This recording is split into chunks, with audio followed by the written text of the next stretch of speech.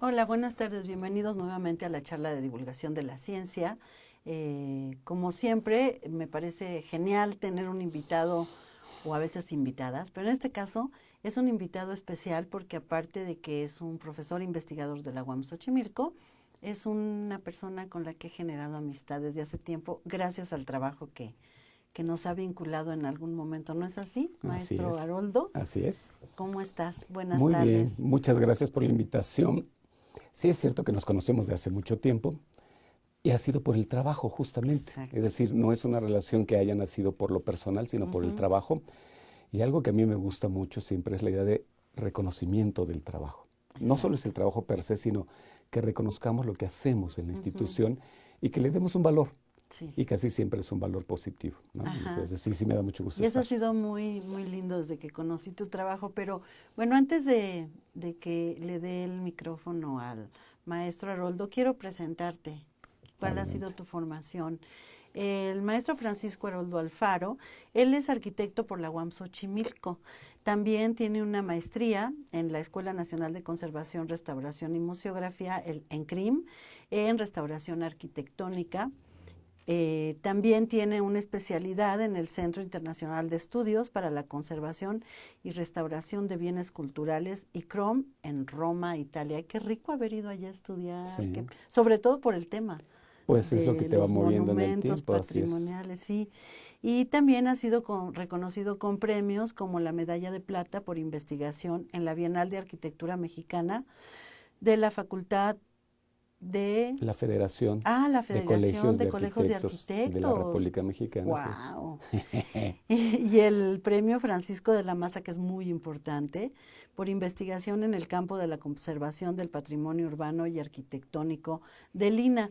Pero además, déjenme decirle que yo lo conocí cuando sacaron su primer libro sobre la reutilización de los espacios cinematográficos, que me cautivó verdaderamente porque hicieron un video, hicieron el libro, ese libro se agotó, ese libro se vendió muchísimo, recibieron un premio, dieron pláticas y a mí me cautivó porque siempre me ha gustado el cine, pero conocer el recinto que en el cual se proyectaban las películas y cómo fueron cambiando y en qué se han transformado a lo largo del tiempo después de que la tecnología cambió estas salas por multisalas o se abandonaron por ver el cine en la casa con las videocaseteras en beta o en VHS. A lo mejor quien nos escucha ya no sabe ni lo que son esos formatos, pero esto hizo que se desplazaran y bueno, la gente reutilizó estos recintos que eran majestuosos y el maestro Haroldo junto con el doctor Ochoa empezaron a hacer una investigación al respecto,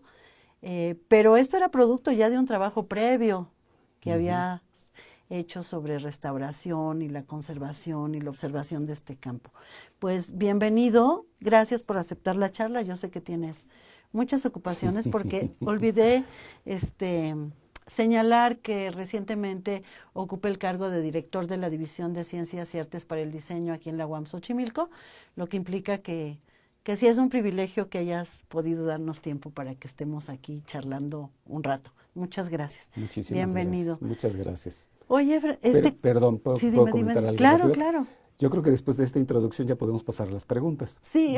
Ya el tema fue desarrollado plenamente, No, entonces pasemos a las no, preguntas. bueno, lo que te quiero preguntar es, cuando tú entraste a estudiar a la UAM, Xochimilco, ¿cómo es que de repente decides orientarte hacia este campo del patrimonio? Podías haber hecho casas de interés social, podías haber visto arquitectura para hospitales, edificios majestuosos, pero ¿qué pasa en tu transcurrir en la licenciatura para que tú empieces a orientar tu gusto, tu inquietud hacia este ámbito de los monumentos antiguos que se reutilizan?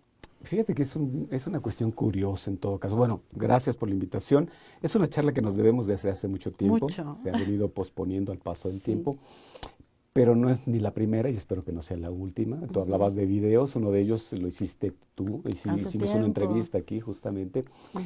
Eh, ¿Cómo es que nos vamos involucrando en estas cosas? Y yo creo que tiene mucho que ver con el interés que generamos con respecto a ciertos temas que paulatinamente van cayendo en nosotros y que van cayendo y nos van dejando un sabor especial, voy a decirlo así, nos van dejando Ujú. un gusto.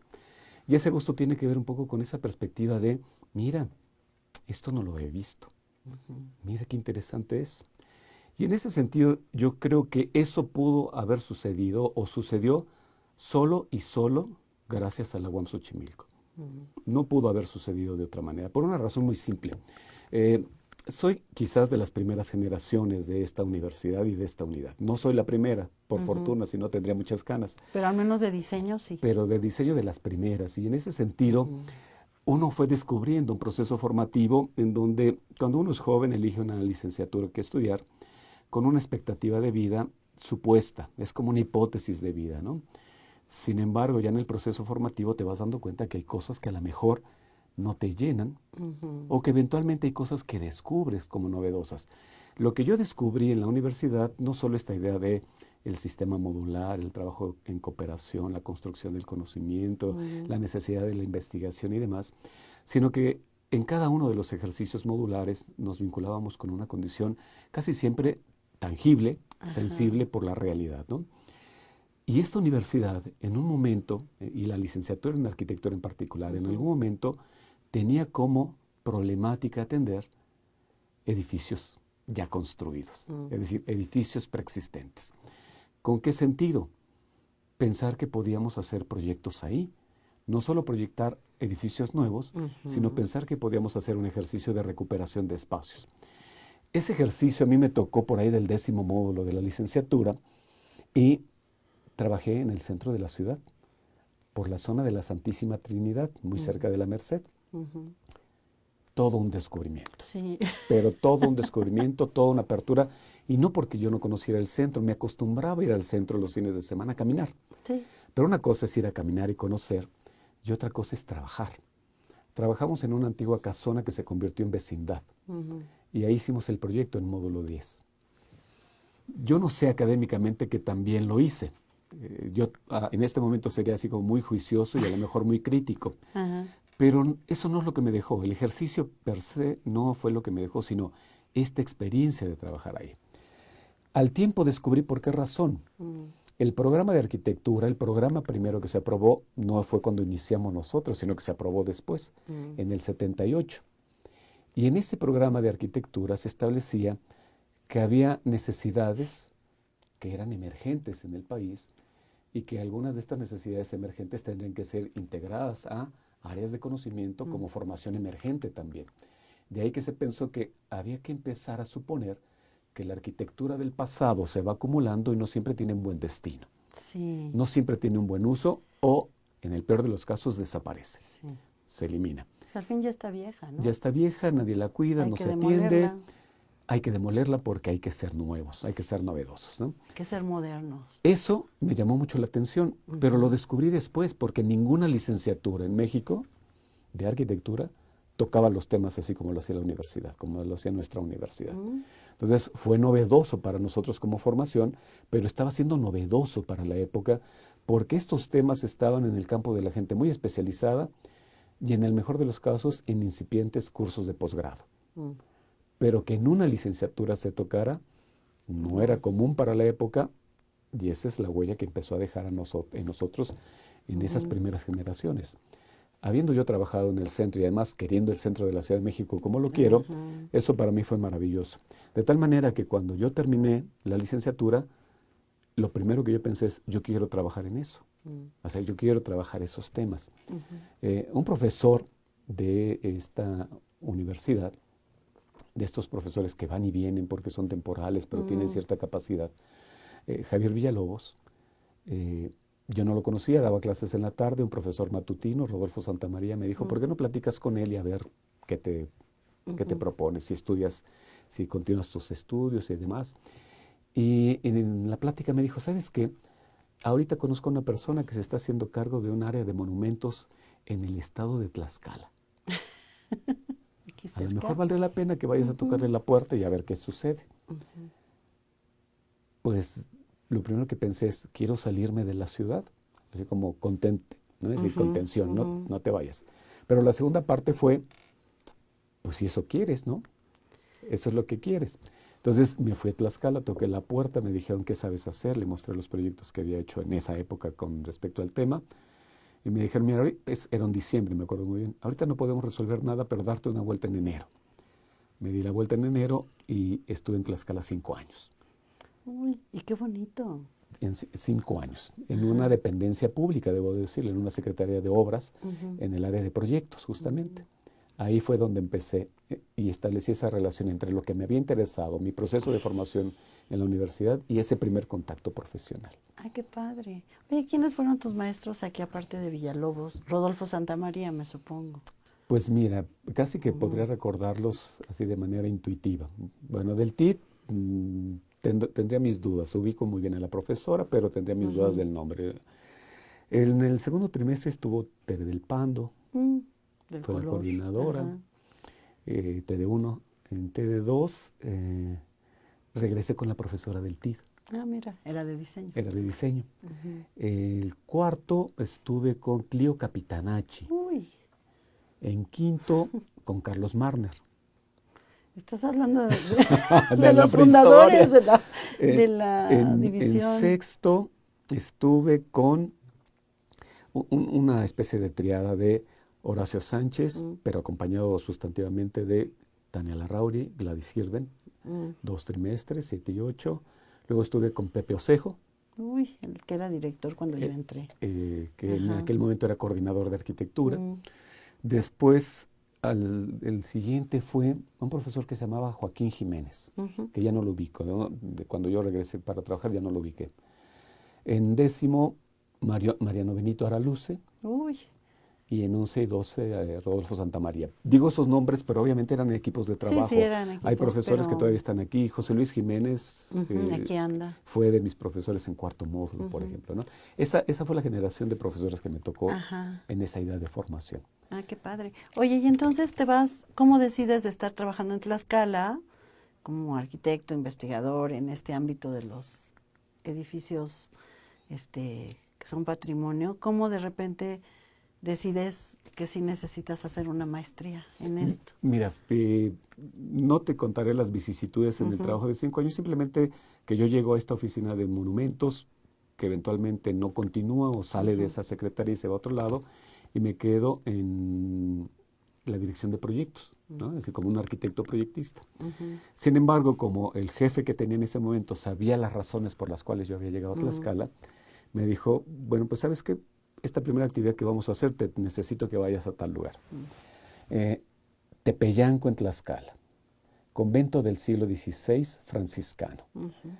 Están haciendo trabajos de restauración y yo tengo que ir a hacer como una especie de supervisión, registro de los trabajos. Recién egresado, ¿no? Sí. Pero uno no sabe decir que no. Pero además es por lo que está uno ahí, ¿no? Claro. Es decir, qué padre. ¿qué te puedo decir? Un maestro, es una pena que yo olvide los nombres de repente, el maestro de obras, no tanto la gente que supervisaba por parte de Lina, sino el maestro de obras fue una persona de la cual aprendí muchísimo. Primero de trabajo. Era un señor que tenía su ayudante, era un maestro de obras.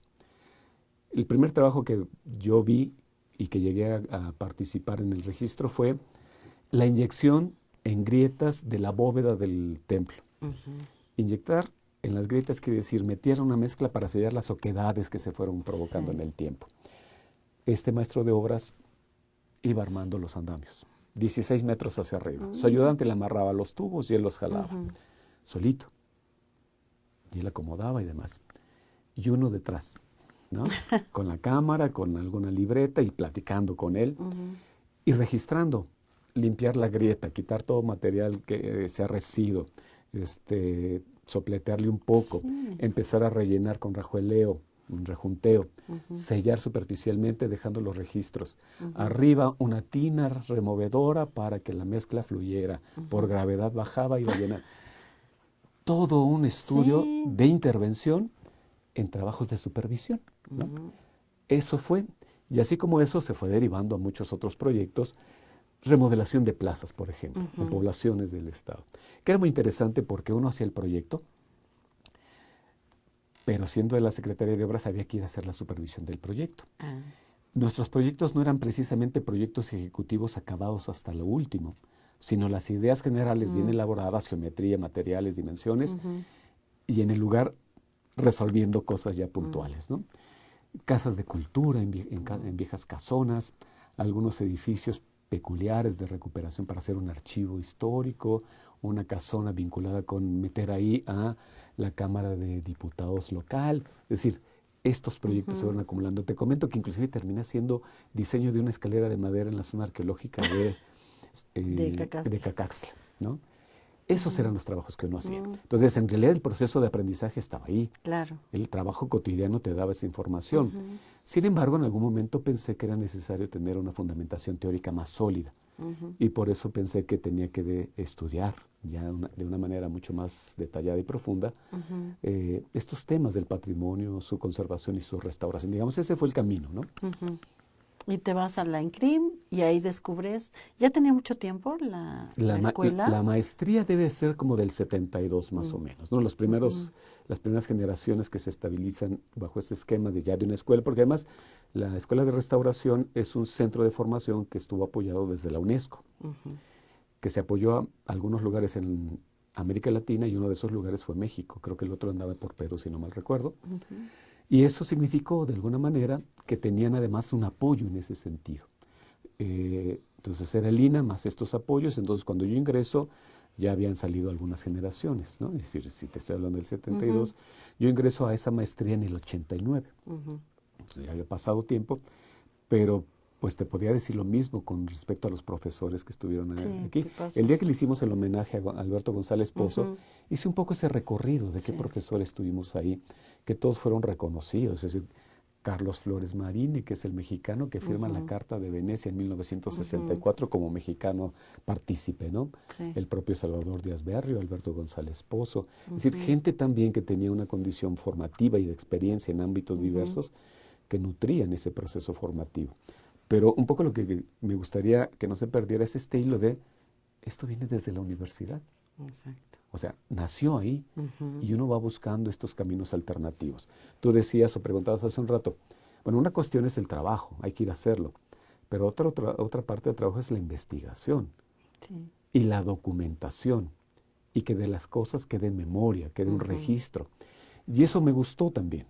Es decir, no solo que se hicieran las cosas, sino que quedaran documentos que permitieran guardar memoria de estos hechos.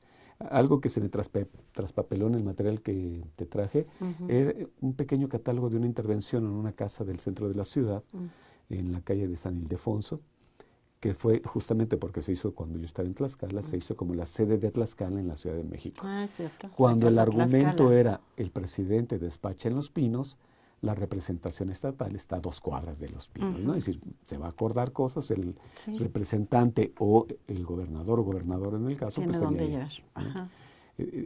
se hizo una memoria de esto, ¿no? Entonces, eso me pareció importante, que no solo se hicieran las cosas, sino que fueran quedando documentos que guardaran esa memoria. Así como la memoria que queda en los edificios que una vez hicieron y que te cuentan algo de la historia del lugar, ¿no? Porque en ese sentido yo descubrí algo, no digo que yo fundamente teóricamente esto como mío, pero la reutilización, que es un poco del tema que yo propuse, creo que tiene por lo menos 3 énfasis o 3 ejes fundamentales que no deberíamos perder de vista. Primero, todos los espacios construidos tienen una vocación social. Se hicieron por algo y sirven para algo. Entonces, la vocación social del espacio arquitectónico, pero no solo, también del urbano, tiene una razón de ser desde el ámbito social. Hay un valor económico. Una construcción tiene un valor económico que podemos ayudar a que permanezca en el tiempo si hacemos intervenciones que los hagan que sobrevivan en el tiempo. Pero también se han insertado otras cuestiones como, y esto tiene que ver con la sostenibilidad. Sí, que no porque la idea de la huella ecológica o el asunto de demoler para volver a construir impacta más al planeta que utilizar lo que ya está construido, ¿no? Claro. Entonces, esos ejes mueven mucho el concepto de la reutilización, más allá de el valor cultural por historia que puedan tener. Claro. Oye, y después, a mí me gustó mucho como señalaba esto de los cines, que por cierto aquí tenemos la revista Clio, que salió después del multipremiado libro, que es de Espacios Distantes Aún Vivos. Es un libro que por cierto se acaba de reeditar y tiene su versión, su parte en inglés. En este libro es fascinante porque empezaron a estudiar las salas cinematográficas, que en su momento eran palacios, donde se aglutinaba toda la gente, era un lugar social muy, ¿cómo te diré? Muy recurrido, era toda una celebración ir al cine cuando empezaba el cine, y se hacían grandes edificios, palacios y demás, y luego fue transitando por cambios, ¿no? Así es. ¿Cómo es que de repente, de pasar de Tlaxcala y de centros culturales y de estos espacios, se ubican en la observación de específicamente estos espacios hechos para vivir el cine? ¿En qué Fíjate momento? que hay circunstancias casi de coyuntura en ocasiones y de coincidencias también, ¿no? Si, digamos, te traje algunas publicaciones, vas a descubrir algo, más allá de los temas, vas a descubrir algo que quiero yo resaltar. Ninguno de esos libros es un libro individual, ni uno. Porque estoy convencido, Sí. es decir, yo puedo ser autor de un libro personal, pero creo que estos trabajos nunca podrán ser personales, tienen que ser colectivos. Sí. Si tú los revisas, por lo menos somos 2 autores o más. Sí, Alejandro Ochoa O, por ejemplo, el libro de La Tabacalera que tienes está ahí. acá. eh, Ay, Gladys, querida compañera amiga. Entonces, yo creo que eso también viene de la universidad. Esta idea de que los trabajos son colaborativos y que los resultados de los trabajos tienen que ser difundidos de esa manera, siempre ha sido para mí una lógica, coherencia en relación a lo que es un trabajo de investigación o de cualquier otro tipo. No lo hacemos solos. No. Y yo creo que en ese sentido, sí, en algún momento yo pensé, ¿por qué no escribo yo un libro solo? Y llegué al convencimiento de que no lo necesito. O sea, yo no necesito un libro de mi autoría. A lo mejor mi Cuando cuentas tu autobiografía vida. en algún momento, pero no Sí. así, ¿no? Me da la impresión de que los trabajos colectivos le dan sentido, primero, a diferentes miradas, a diferentes voces y acuerdos necesarios. Claro, y que la investigación es un producto de conocimiento de varios. Así y es. enriquece mucho más. Y cuando el lo resultado. transmites también colectivamente, Claro. ¿no? Entonces, ese es el sentido. Por ejemplo, el libro de La Tabacalera es un libro anterior, mucho anterior, bueno, relativamente, al libro de los cines, ¿no? El de La Tabacalera debe ser de 2 o 3 años anterior al de los cines. El de los cines salió por primera vez en el 97, la primera edición. Este debe ser como del 94, 95. 94. ¿No? Entonces, digamos, el libro, tratando de contestar tu pregunta, está hablando de patrimonio, ¿no? Diferentes miradas hacia el patrimonio, en este caso particular de la colonia tabacalera. ¿Qué es lo que descubres ahí, Ceci?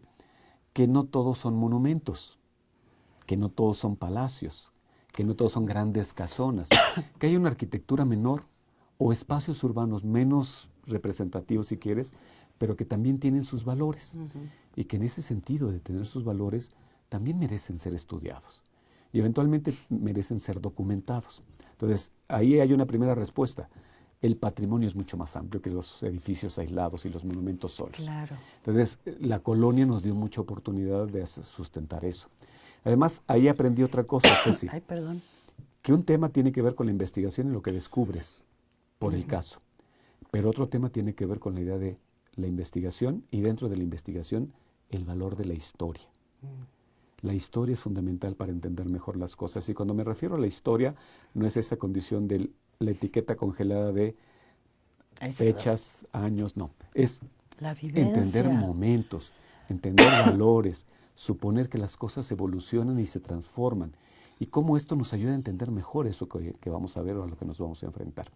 La colonia tabacalera fue muy rica en ese sentido porque nos dio la oportunidad justamente de encontrarnos con una dinámica en donde lo urbano, lo social, lo político, lo económico, lo arquitectónico, todo se vinculaba. Reconocer un proyecto urbano de la ciudad es reconocer un proyecto político o un proyecto económico. Claro, Entonces, en ese sentido, la perspectiva de la tabacalera dio esa oportunidad. ¿Qué pasa con los cines, por ejemplo? Es decir, porque es esa transición no muy lejana. Puedo plantearlo como anécdota, pero vale la pena comentarlo, aunque quizás lo he comentado en otros foros. Este proyecto de investigación nació de una huelga. Fíjate. Nació de una huelga por una condición muy simple. Habíamos tenido, bueno, sabemos que la universidad ha tenido una condición periódica de huelgas por razones diversas y bueno, enfrentamos esa vida a partir de lo que puede significar ese momento. Pero después de haber vivido una huelga muy peculiar en el 92, cuando se nos presentó la huelga del 94, Alejandro Ochoa y quien habla, habíamos empezado a tener algún contacto en nuestras actividades académicas. Había empezado yo a colaborar a invitación de él en algo que él había planteado en un principio que se llamaban Jornadas de Cultura y Arquitectura de algún lugar del país. Empezamos a colaborar de manera directa en el 92 con un tema de Oaxaca, y en la huelga del 94, por alguna razón muy peculiar, decidimos sentarnos a platicar, supongo de todo, ¿no? De la huelga, del impacto, ¿no? En un restaurante cuyo nombre no me acuerdo. No, sí me acuerdo. Pero es muy conocido. Pero es muy conocido. Nos sentamos a platicar, y un poco la idea de esa plática fue ¿qué podemos hacer en conjunto? Y en ese ¿qué podemos hacer en conjunto? Se presentó una condición muy peculiar.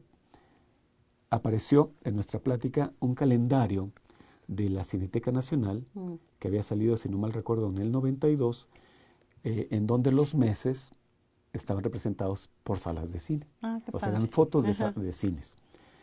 Y la charla derivó un poco en la idea de nuestra memoria de los cines, nuestra memoria, es decir, lo que nosotros recordábamos de los cines. Tú decías hace un rato que hablamos de ciertos temas y algunas generaciones jóvenes no sabrán de qué hablamos, ¿no? Pero para nosotros hablar de los cines en ese momento fue hablar no solo de que todavía existían, sino que era parte de nuestra memoria de vida. Porque muchas de estas viejas salas a las que tú hacías referencia habían sido espacios de nosotros, habían sido espacios de nuestra infancia. Sí. Entonces los conocíamos, habíamos estado en ellos. Y lo que discutimos en ese momento es que de la cinematografía en general, pero particularmente de la cinematografía mexicana, se habían dicho ya muchas cosas. De la época de oro, de las grandes estrellas, de los directores, de la gran fotografía. Pero no se hablaba de las salas. En ningún lugar se mencionaba a los cines. Y ya no digo de los cines, de los estudios como espacios, claro. Tampoco. Se hablaba de lo que sucedía ahí, pero no de los espacios. Sí. Y algo que descubrimos en ese momento, por la información que teníamos, es que cuando se hablaba de algún cine, en algún libro, era porque se refería más bien al autor, ¿no? Este autor ha hecho estas cosas y en algún momento hizo un cine.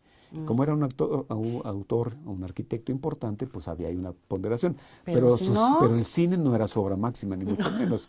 Hizo un cine. Y nos dimos cuenta que ese fue el planteamiento. Había que cubrir una parte de la historia que no estaba documentada. Que teníamos una ventaja porque conocíamos de vida esos espacios. Claro. No todos, pero los conocíamos de vida y sabíamos lo que había significado esta idea de ir al cine. No es ir al cine de hoy. Ir al cine en los años 50, 60, y estoy hablando ya de generaciones que pueden entender lo que yo estoy diciendo y no más antiguas, pero también en esta perspectiva de lo que significaba ir al cine. Y era, sí lo debo decir en mi caso particular, era como un festejo, era como un día especial. Lo máximo. Porque ese día era tan especial que eventualmente no era solo ir al cine. No. A lo mejor en ese momento el papá había juntado dinero y además iba a pasar, íbamos a comprarle zapatos al niño, ¿no? O a los niños. O que a lo mejor por primera vez en mucho tiempo íbamos a ir a comer a un lugar fuera. No importaba qué lugar. Sí. La fonda de la esquina, comíamos fuera. Entonces ir al cine era todo, no solo un protocolo, porque además a veces había que vestirse más formalmente, no los niños, pero había que vestirse más formalmente, pero era toda una condición de ir al cine, era una expresión social. No era ver la película solamente.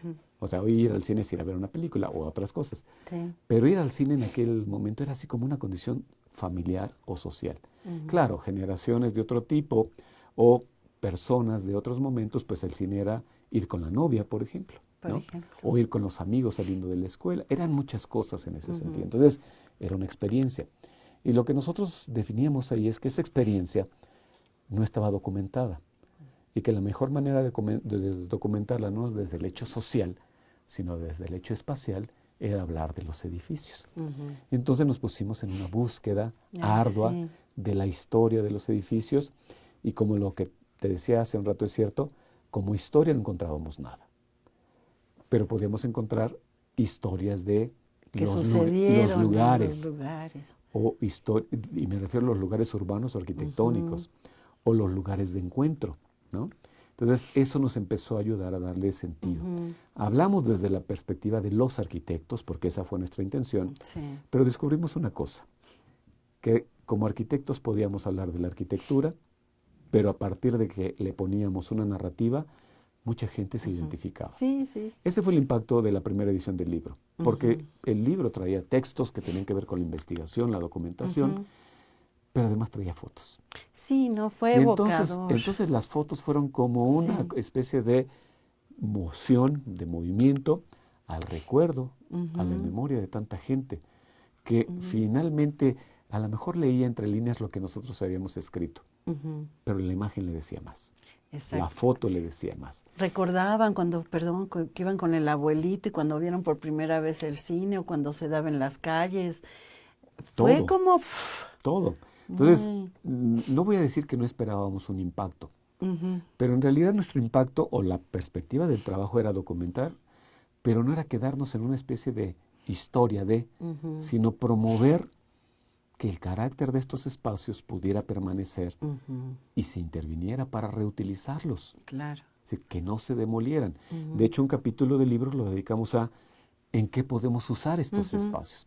Y la condición fundamental es, entendemos que probablemente como cines ya no funcionan, ¿no? Signo de los tiempos. Sí. Pero pueden funcionar para otras cosas. Busquemos qué alternativas tenemos para que funcionen. Y ahí empezamos un poco a ponderar que sea social, Sí. que las actividades sean de encuentro social, que resuelvan algunas necesidades de equipamientos en la ciudad. Ese fue el motivo y eso que es lo que podrán encontrar en ese capítulo en particular. Sí. En ese momento sucedió, cuando estábamos en esta estructura de investigación y de escritura de los textos, sucedió, por ejemplo, que se pusieron a la venta muchos medios de comunicación, incluyendo televisión, y muchas salas cinematográficas que estaban en Kotz en aquel momento. Y eso fue así como un golpe contundente porque fueron vendidos y quienes recibieron los productos comprados no le entendieron ningún valor. No. Y los empezaron a convertir en la idea de reutilización. Pongo un caso concreto que fue el más constante. En tienda de electrodomésticos amarillos. Sí. ¿No? El cine perdió toda su noción. No solo porque desapareció todo su interior, sino porque perdió esta condición de encuentro social. No porque en una tienda no se dé un encuentro social, pero el motivo es otro. Compras y te sales. Y en ese sentido fue una lógica que dijimos, llegamos tarde, ¿no? Porque estábamos en este proceso. Pero dijimos, pero todavía hay ejemplos, todavía hay casos sobre los cuales podemos movernos. El primer cine así sólido, el cine Olimpia, todavía está ahí. Están los grandes edificios que hablabas tú como palacios, el cine ópera, ¿no? Sí, ay, qué cosa Había más los cines modernos como el París o el Latino. El Chapultepec, Diana. El Chapultepec. Y paulatinamente los vimos desaparecer. Sí, es que eran gigantescos, qué cosa más bella. 2,000, 3,000, 4,000, 5,000, 6,000. El Florida tenía 7,200 butacas. Sí. Digamos, un universo ahí, una ciudad que había. Era ¿no? Una ciudad pequeña sí. que había allá adentro. Eran espacios generosos en ese sentido, pero justamente su generosidad de época fue un elemento negativo para su permanencia. Muy grandes. Sí. Mantenerlos muy difícil. La asistencia al cine era compleja. Algunos de ellos empezaron a subdividirse. 2 salas, 3 salas, 5 salas, 7 salas, metiendo cualquier cosa para tener la posibilidad de sacar provecho del gran espacio. Tuvieron un periodo de vida más o menos hasta que llegó el impacto de las multisalas, así como multisalas, los complejos multiplex, ¿no? Cinemark fue el primero, pero a partir de ahí muchos. Ya había habido complejos multiplex. Seguramente tú te recuerdas, en Plaza Universidad estaban los multicinemas. El Dorado 70 y los multicinemas. ¿No? Ahí fui a la secundaria a ver la Guerra de las Galaxias. ya había un poco ese concepto, ¿cierto? Entonces, pero aquí ya fue una condición de mercadotecnia impresionante y las salas ya no pudieron confrontarse con eso, ¿no? No había forma de retar un proceso de ese tipo. Algunas salas trataron de mantenerlo, vale la pena decir que algunas todavía sobreviven ahí. El Cine Río. El Cine Teresa todavía Cine Venus, está. ¿no? ¿Ya no? Aún el cine, bueno, Venus Río, Savoy, que tienen esto que se llama películas 3X. Sí. Esas películas 3X tienen un impacto en ciertos sectores sociales que hace que se mantenga la asistencia a esas salas. Pero es como una asistencia clandestina, más o menos. Sí, no se anuncian mucho. Pero los cines que eran más de esa estructura digamos, más universal y programaciones más diversas, Ujú. no subsistieron. Me decías del Teresa, sí, la fachada del Teresa ahí está, Allí está. pero fue demolido todo su interior Ajá. e hicieron una plaza comercial.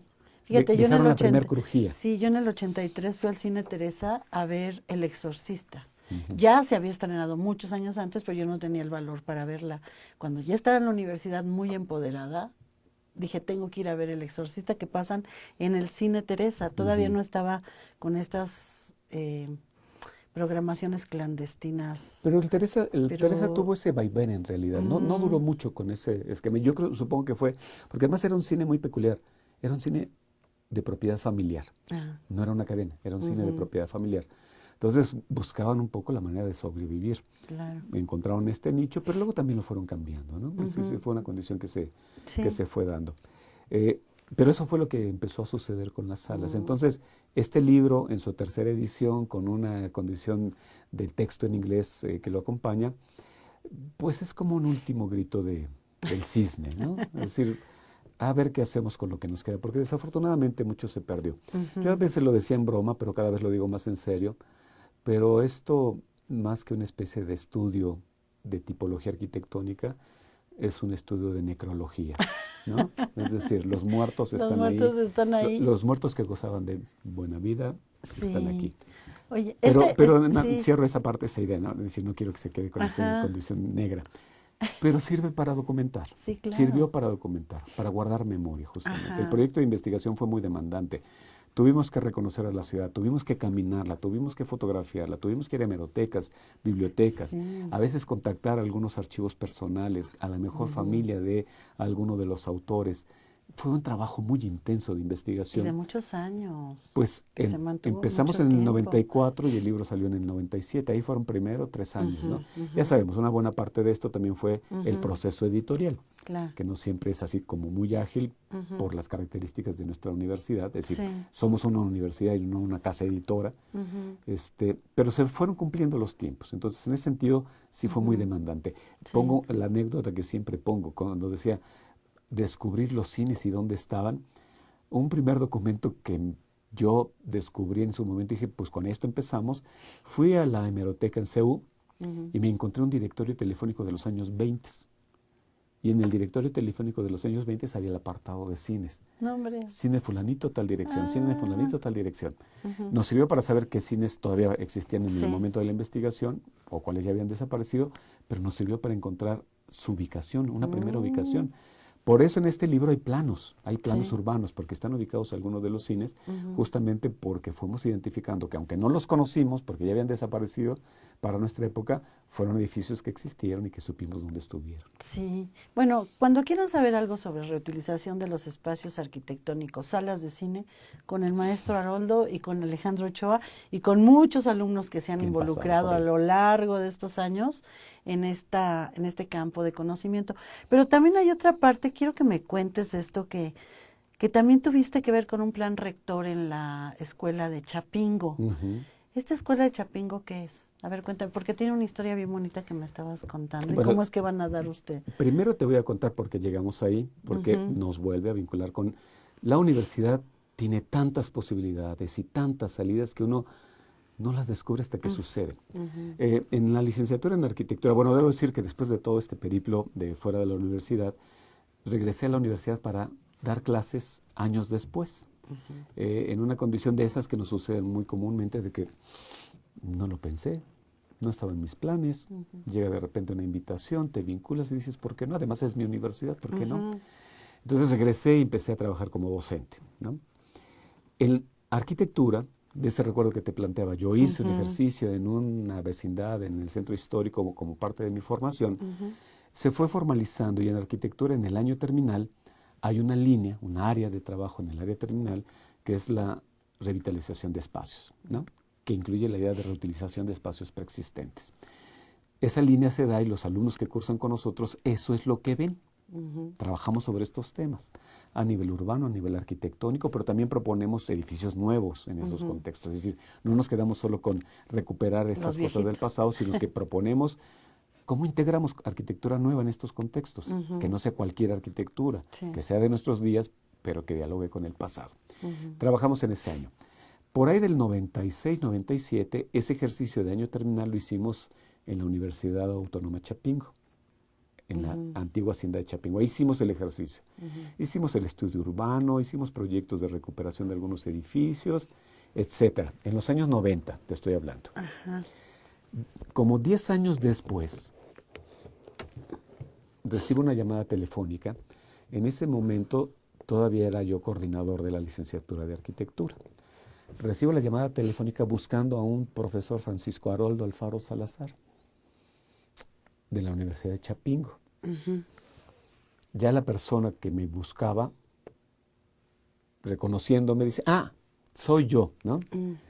Esta persona era una oficina muy peculiar porque se dedicaba a bienes patrimoniales. Ya sabes lo que significa esto. Sí. Las propiedades de la institución, cómo están distribuidas, la administración y demás. Pero había, dentro de esa vinculación con la universidad, alguien que había descubierto una cosa, que cuando nosotros fuimos, les dejamos a ellos todo lo que hicimos. Carpetas, láminas, todo el proceso de formación de esos estudiantes se quedó ahí. Fíjate. Y 10, 12 años después nos buscan y lo primero que me dicen, arquitecto, fíjese una cosa, ustedes hicieron una carpeta de estudio urbano y nos dijeron ahí, si no cuidamos esto, nos van a pasar estas cosas, esta idea de diagnóstico-pronóstico. Han pasado 10 años. Y créanme que no lo queríamos creer, pero lo que ustedes nos dijeron que iba a pasar, pasó. Entonces lo que queremos ahora es que nos hagan un estudio, pero menos académico y más profesional. Y dije, pues podemos quizás, no es esa la vocación de la universidad en el sentido de, pero la universidad da servicio universitario. Claro. Y podemos hacer trabajo de servicio universitario y seguramente nos los van a pagar, ¿no? Pues hicimos un convenio, firmamos un convenio patrocinado con la Universidad de Chapingo, la Autónoma de Chapingo, para hacerles una propuesta de plan rector, de ordenamiento del territorio, que fue el nombre que le dimos, ¿no? Ordenamiento de la planta física. Nos llevamos un ratín en elaborarlo, un par de años, bueno, entre el 2008 y 2009 más o menos. Y ese trabajo, de alguna manera, se centró en esta noción de reconocer el campus universitario, conocer su historia, tratar de entender sus problemáticas en el tiempo y derivar de ello una propuesta de ordenamiento del territorio. Fue curioso porque firmamos ese convenio patrocinado con ellos y en ese mismo momento y de manera simultánea nos dijeron, bueno, y mientras están haciendo eso, tenemos viejas instalaciones en la hacienda que quisiéramos ver si las podemos recuperar. Ay, qué padre. Entonces, simultáneamente se hizo un proyecto de hacer una primera propuesta para recuperar las instalaciones pecuarias de la universidad.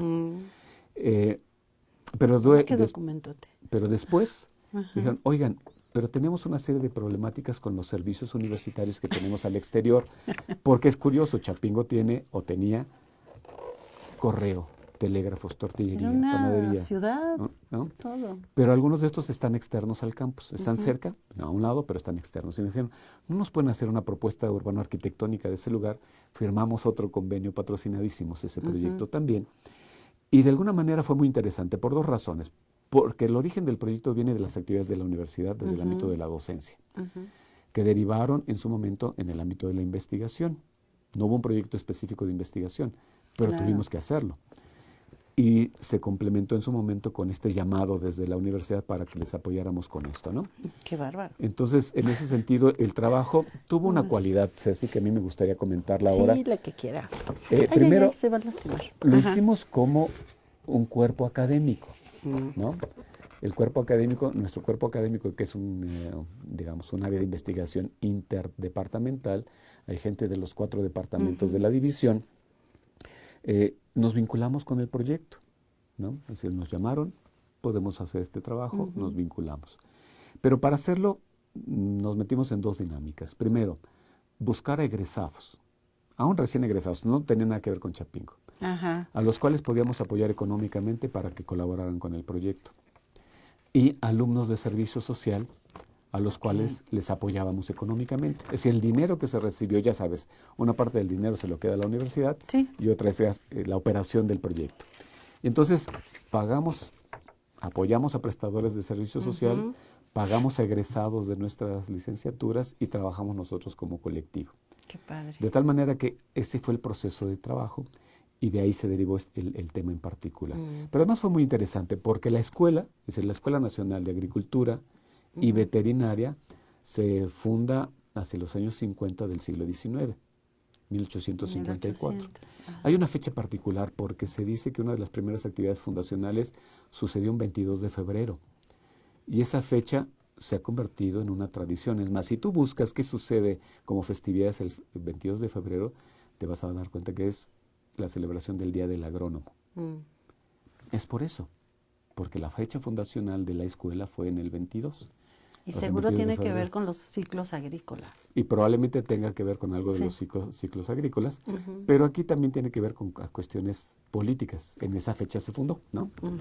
De tal manera que esa condición de fundación hizo que esta escuela, que era así, Escuela Nacional de Agricultura y Veterinaria, estuviera en varios lugares en la Ciudad de México. El último de ellos fue en un establecimiento dominico, religioso, que fue tomado a partir de la aplicación de la desamortización de los bienes eclesiásticos y que se destinó a esta escuela como de agricultura y veterinaria, las dos cosas. Pasan muchos sucesos a lo largo de las décadas, incluyendo la Revolución, y durante la Revolución se expropia la hacienda de Chapingo. La escuela como tal se había parado por la Revolución misma. Decía yo que además había una formación militar y por lo tanto vieron un riesgo en esa formación militar y la escuela se detuvo un rato. Y cuando regresa se le busca sede. En San Jacinto se queda la Escuela Nacional Veterinaria y hacia Chapingo se mueve la Escuela Nacional de Agricultura. La veterinaria después es tomada por la UNAM y es una de sus facultades. Sí.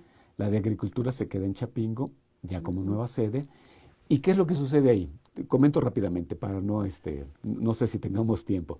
Tenemos como 10 minutos. Híjole. Pero vamos a hacer otra charla para Pero bueno, específicamente. esta hacienda, de entre muchos propietarios que tuvo, fue jesuita en su momento, tuvo propiedades privadas y terminó en las manos de gente de política, militar y político.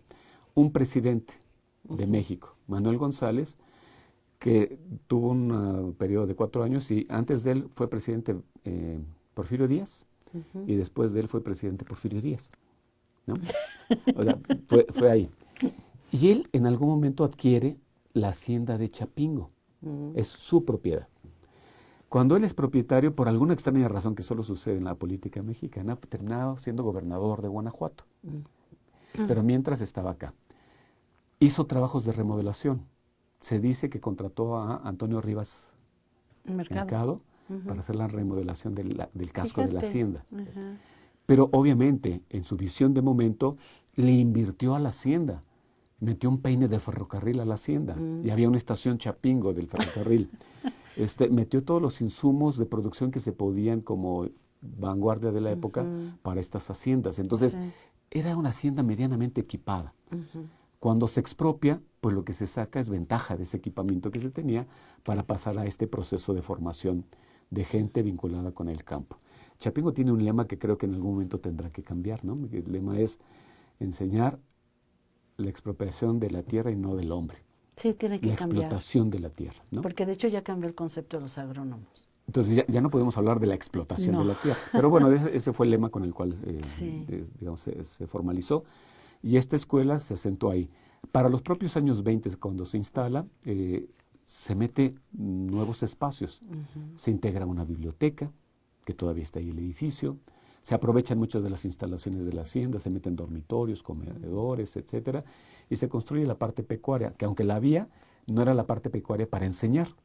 Se instala para enseñar establo, caballeriza, porquerizas, gallineros, también había cultivo iba a decir avispas, ¿Abejas? de abejas, para la miel y demás. Entonces se van construyendo instalaciones ex profeso para eso, ¿no? Esas instalaciones son historia de la escuela, Claro. o sea, sus primeras instalaciones, no la que heredan de la hacienda, sino sus primeras instalaciones. Recientemente hicimos un proyecto para proponer la recuperación de lo que nos resta ahorita, que es el establo y la caballeriza, ¿no? Si tú me preguntas, ¿todo esto se ha hecho? Lamento decir que no. Pero ya depende de la Están los institución. proyectos. Y entonces, de nuevo, lo que comentaba hace un rato, si nuestros procesos de docencia, de investigación de servicio universitario se vinculan con la preservación y difusión de la cultura, esto funciona como tal. Claro. Entonces los documentos existen. Ujú. A lo mejor dentro de 20 años buscan otra vez al arquitecto y le dicen, oiga, ¿se acuerdan del Sí, proyecto de claro. ordenamiento? Ahí quedó. No lo hicimos, pero a lo mejor sucede. Sí. Pero va a suceder porque quedó documentado, ¿no? Sí. Entonces, esta idea de reutilizar el patrimonio nos mete en muchas variables. Reitero, esos 3 ejes. Tiene un valor social de ocupación, de utilización. Tiene un valor económico porque son metros cuadrados construidos. Tiene un impacto en conservar el medio ambiente. Sí. ¿Por qué negarnos la oportunidad de que esto suceda? Pero además, si formamos profesionales que entiendan eso cuando salen de la universidad y se enfrenten a estas realidades profesionales, sepan cómo deben actuar. Exacto. ¿No? Sí. Que reconozcan estos elementos. Sí. Entonces, se juntan estas cosas en Sí, un tema no como todo es este. construir cosas nuevas. No, ¿No? yo diría que no es, digamos, es imposible contener eso, Ujú. pero es mejor contenerlo a lo que es eminentemente necesario y aprovechar lo que ya está construido. Claro, y ante toda esta necesidad de lo sustentable, lo ecológico, viene muy al caso. O Toda sea, esta para idea del que... desarrollo sostenible nos toca en ese tema, nos toca de manera clara. Ajá, ¿sabes qué me encantó? Bueno, todo me encanta de la investigación que has hecho. Esto que dijiste de dejé el documento que hicieron en módulo en ese lugar donde fueron a trabajar, Ujú. ahí se quedó y se generó como un documento. Una de las cosas que a mí me ha preocupado mucho es de que entré a extensión universitaria y me tocó hacer todo este trabajo sobre Xochimilco y la vinculación, fue precisamente que a veces no se entrega lo que se hace. Aquí nos formamos en cada trimestre haciendo una investigación en algún sitio, con alguna comunidad. Y muchas veces no se logra el compromiso de regresarle ese documento, por sencillo que sea, se construyó a partir del trabajo con la comunidad, con quien nos dio información, con nuestra investigación académica, y se queda como en que me pongan calificación y ya. O a lo mejor se va a la biblioteca si tuviera un valor verdadero, fuerte. Pero regresarlo a la comunidad es algo que no necesariamente, quizá no es el caso de ustedes, pero yo que estuve trabajando 25 años sobre la comunidad de Xochimilco, ese era un reclamo que me hacían. Me dicen, vienen y preguntan que si tenemos la chinampa, que producimos, que bailamos, que comemos, las mayordomías, pero no sabemos qué pasó con esos alumnos. Fíjate que yo tengo ¿No? ahí, por lo menos creo que comparto esa idea con la gente con la que he colaborado al paso del tiempo en esto, que nos obligamos a trabajar sobre hechos reales, ¿no? Cuando recibimos la invitación de Chapingo, dijimos sí. Sí. Es más, tengo que decirlo, Chapingo nos mandaba autobús para ir Pues y nos sí. regresaba, ¿no? Es decir, se comprometieron ellos con el trabajo. No solo porque se acordó hacer ese trabajo de módulo, que fueron 3 módulos ahí, ¿no? Sino porque tú entiendes que finalmente para nosotros eso es una oportunidad Sí. que no tendríamos si no hubiera disposición de quien nos invita o de quien nos recibe. Sí. Y en ese sentido, lo que siempre le decimos a los estudiantes, nos van a dar, tenemos que resarcir. ¿Con qué podemos resarcir? Pues con nuestro trabajo. No es el trabajo de nosotros como profesores, o no es el trabajo de ustedes como estudiantes, es el trabajo de la universidad. Y si nos comprometemos, porque nos van a dejar entrar, que nos dejen entrar a un lugar para medirlo, fotografiarlo, ¿no? Y decirles, les vamos a entregar el levantamiento. Claro. Eso es lo que les vamos a entregar. Y el proyecto que hagamos, si les interesa, ahí está. Sí, ya ustedes lo Ustedes tienen. decidirán lo que hacen. A veces nos han pedido que si podemos continuar. Sí. No siempre podemos. No es fácil. Porque además, como estamos hablando del área terminal, son alumnos que se van. Y pues difícil retenerlos para que den continuidad, pero hay alumnos que sí se involucran en ese sentido. Sí. Pero algo que comentamos mucho, yo por lo menos sí hago un énfasis en ese sentido, es que nos vinculamos con sectores de sociedad muy diversa. A veces no es que nos los inventemos, pero escogemos un lugar y ahí conocemos a la gente. Claro. Pero hay veces, como en el caso de Chapingo, que nos invitaron y nos acercamos. Entonces, nos invitan porque se supone que sabemos, Sí saben. pero nosotros no les resolvemos la vida. Tienen una necesidad y nosotros tenemos una posibilidad de proponer algo, pero nosotros no somos salvadores del universo, no somos supermanes. Por lo tanto, tenemos que ser, igual que ellos, un ente social que entra en colaboración. Recibimos y damos. Claro. Nos benefician, pero beneficiamos con nuestro trabajo. Ujú. Y ahí quedan los nombres de los alumnos. Las carpetas Sí. va con el nombre del alumno, ahí queda, no es un anonimato o no es el Ujú. privilegio del profesor. Ahí quedan las Ujú. referencias de quiénes son los responsables de lo que hayamos propuesto. Claro. Por lo tanto, también hay un reconocimiento al trabajo de los alumnos. Pues eso es precisamente el círculo completo que realiza nuestro sistema modular en la UAM Ujú. Xochimilco, ¿no? Observar, vincularse, hacer un proyecto, intervenir con las personas en la capacidad que tiene la universidad, que como dices no También. va a resolver ningún problema, va a atender una necesidad delimitando muy bien los alcances Ujú. y que dará un documento para que lo tomen en cuenta, continúen o se vuelvan a acercar a la universidad. Y ese compromiso social es fundamental. Fíjate que eso que comentas me parece interesante. Pongo el caso de Chapingo, en estos dos niveles. El primer nivel lo hicimos como un ejercicio académico de docencia, Ujú. es formativo. Sí, Y nuestros alumnos hicieron una investigación que no es científica per se, es una forma de allegarse conocimiento, es una exacto. investigación formativa. Que ellos encuentren valor en la investigación a través de estos procesos es fundamental. Ujú. Y en ese sentido, este trabajo costó trabajo porque tenemos que ajustarnos a los tiempos trimestrales y a los Sí. módulos. Sin embargo, el acuerdo con la institución fue ese y así cumplimos. Ujú. Este segundo trabajo no lo podríamos haber desarrollado trimestralmente como módulo, Exacto. porque había que dedicarle, ¿no? Ujú. Entonces, diferenciar estas cosas también es importante. Exacto. De tal manera que no nos comprometamos nosotros en algo que sabemos que no vamos a poder cumplir, Ujú.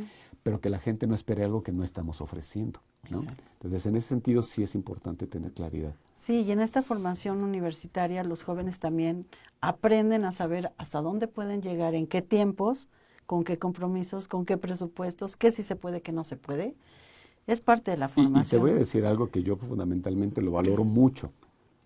Aprenden a tratar con gente. Exacto. Aprenden a relacionarse con las personas. Ujú. Aprenden a respetar las cosas que no son propias en relación a los beneficios que obtenemos en una relación. Aprenden a ser entes sociales. Ujú. Y en esa idea de ser entes sociales aprenden a ser ciudadanos también. No solo es su formación disciplinar, sino aprenden a ser ciudadanos. El caso Sí. que yo recuerdo, así como condición fundamental, es trabajamos un año en Hidalgo en el acueducto del Padre Tembleque, un año completito, con un patronato, sociedad civil organizada. Llegábamos a dormir ahí. Yo dormía en la sala de espera de un consultorio que tenía la doctora, ahí en esa población de Zempoala. Pero los alumnos dormían en la casa de la doctora porque tenía un segundo piso donde acomodaban y ahí se quedaban. Nos podíamos quedar una semana trabajando de manera constante, ¿no? Aprendimos también, los alumnos también aprendieron a esa relación social que significa cómo nos comprometemos con sectores, de tal manera que entendamos que eso, y lo digo en el mejor de los sentidos, Sí. nos beneficiamos a ambas partes, ¿no? Sí, Que no los solo es alumnos la vean eso. Exacto, eso que dices, no solo la formación disciplinar, la formación para la vida, Ujú. ¿no? Ay, Francisco, qué rico. Platicamos, sí nos debíamos esta charla de esta manera. Y además yo te Ahora sí ya agradezco, vamos a empezar el programa.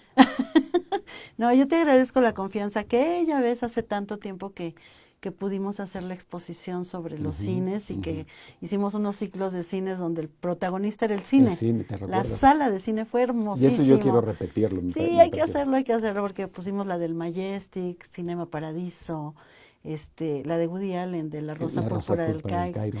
Fue una experiencia muy linda, volvamos a hacerla. Yo creo que vale la pena. Sí, nos comprometemos. Bueno, nos vamos a tener que despedir, pero bueno, ya conocieron a nuestro investigador.